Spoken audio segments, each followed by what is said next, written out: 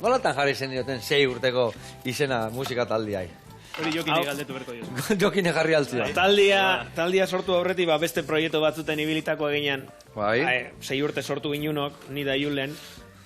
Eta aurretiko proiektu horretan 6 urte ibili ginen, ez dakit. Vale. Musikan hasitxa 6 urte ginen proiektu berri hau sortu horretik.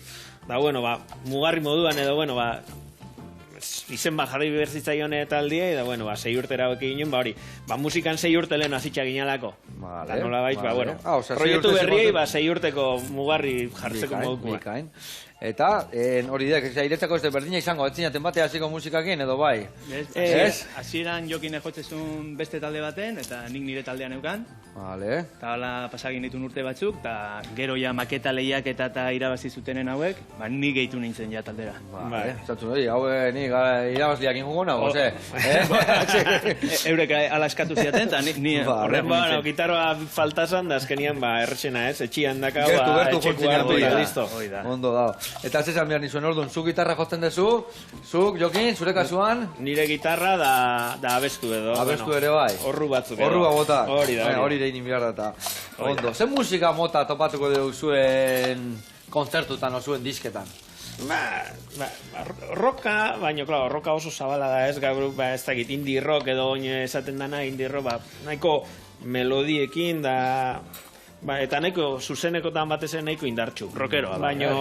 Baina nahiko abesti erresak edo melodiakin eta. Taldeko beste bilak ze jotzen du, bateria eta bajua edo... Hori da. Vale, ikain.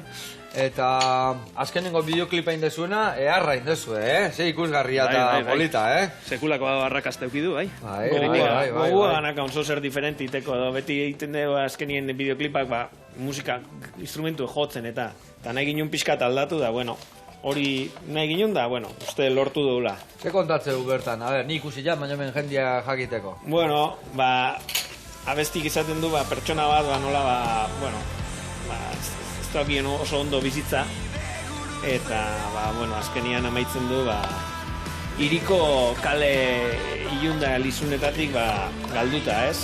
Eta bere mamuak usatu ezinik edo, eta azkenien, mamu horrek bere gain hartzen dabe, da, bueno, ez da, protagonisteza oso ondo amaitzen, baina, bueno, hortaz du, pixkat, bizitzako alde ilunei buruz edo.